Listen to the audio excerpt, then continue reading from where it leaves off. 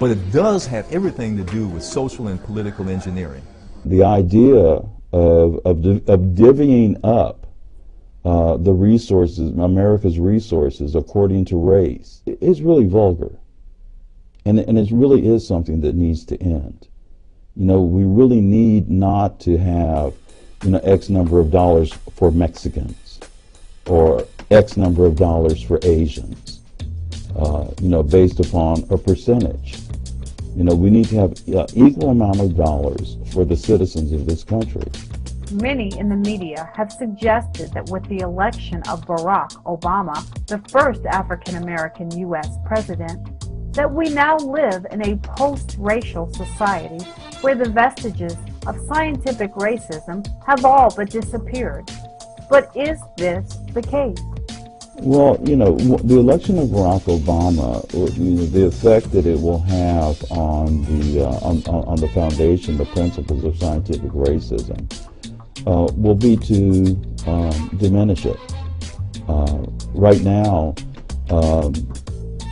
there's a consensus, even among those who didn't vote for him. He's a smart man. He's intelligent. Many people are saying now, you know, I'm so glad to have a president who is smarter than me. I wasn't that enthusiastic when he got elected. I didn't find myself overjoyed at all, because the whole election wasn't about race to me. It was about social justice and programs that were destroying this country and this environment. But, you know, it doesn't address the life or death struggling issues of the African American community, such a high percentage of who live under or near the poverty line. And until those real crises and emergencies are faced, I mean, you got people who are getting kicked out of their homes or living out of a beat-up old van or in some shack or something under a bridge, until we really start dealing with the crises that is faced by the African American community, their schools and their hospitals and the human services. Until that happens, I won't be dancing in the streets, you know. When we really get a really reallocation of resources, and these resources are being used for human needs rather than war and madness and greed, then I'll feel more about it. That was my position. And then when I saw the inauguration, I saw these people crying and crying.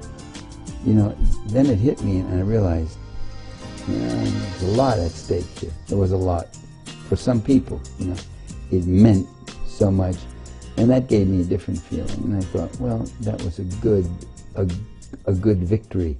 I think that the election of Barack Obama as the President of the United States is an amazing, amazing moment that we should cherish, that is going to go down in history, obviously, as one of the most significant moments of our nation.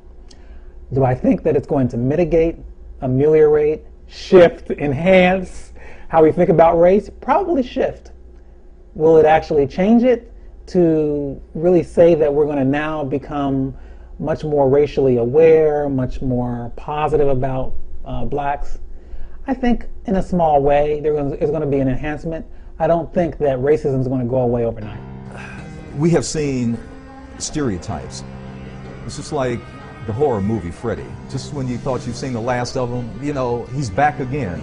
Just when you thought you've seen the last of that stereotype, it rears its ugly head again.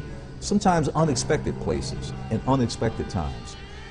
I think we'll see the same again, even during the tenure of Barack Obama as president. I have the high privilege and the distinct honor of presenting to you the President of the United States. An editorial cartoon in today's New York Post is stirring up controversy. In the cartoon, after killing a chimpanzee, a police officer says they'll have to find someone else to write the next stimulus bill.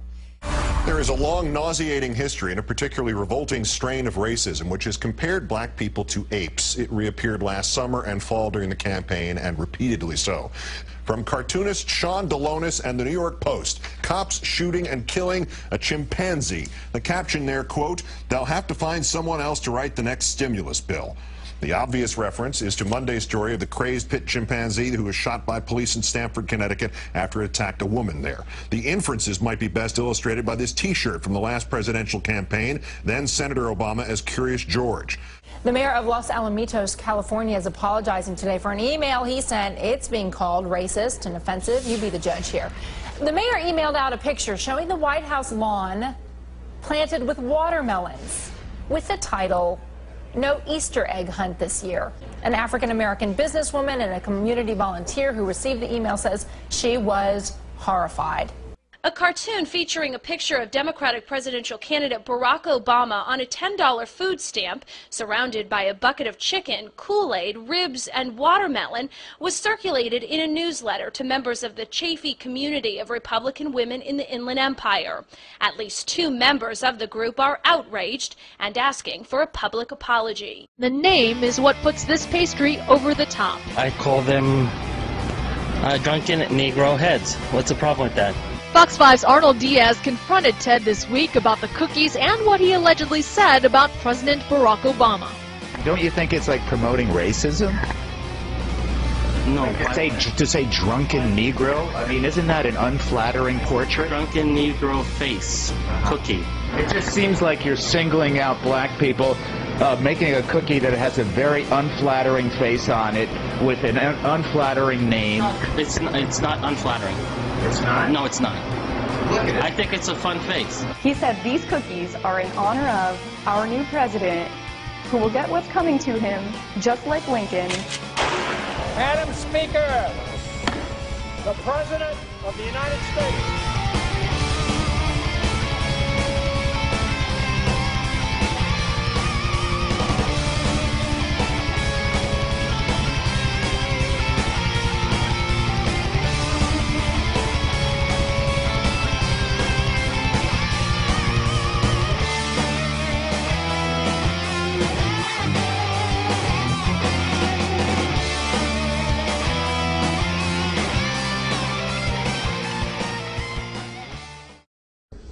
Because remember, it's not just about one man changing anything.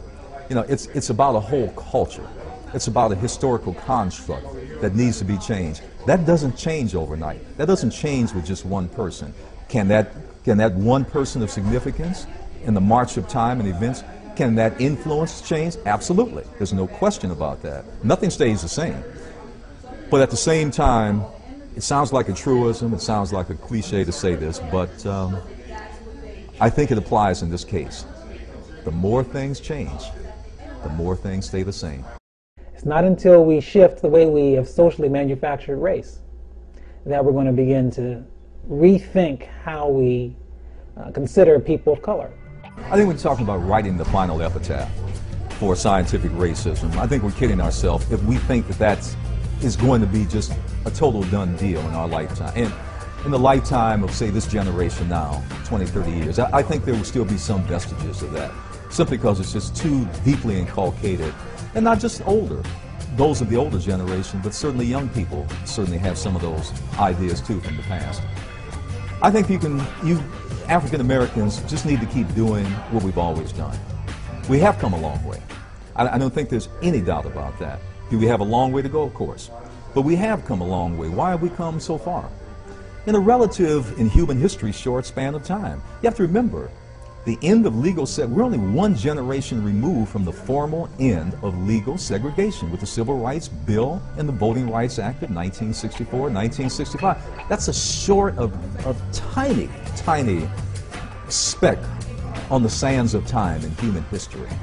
So given such a short time frame and the fact we've seen the achievement level among so many segments of African Americans, and even a loosening of attitudes and thought processes among big segments of not only white Americans but other ethnic groups. I think that's cause for optimism and cause for hope that we have done so much to make change. What we just have to do, put simply, Just keep achieving. Keep marching forward. Keep breaking down those barriers. And they're crumbling all over the place. Showing by word and deed and action. Achievement, excellence of all and all levels are certainly a part of our scientific DNA. As long as we can show that, then I think it will begin to break down, continue to break down the old pseudo-scientific barriers of the past.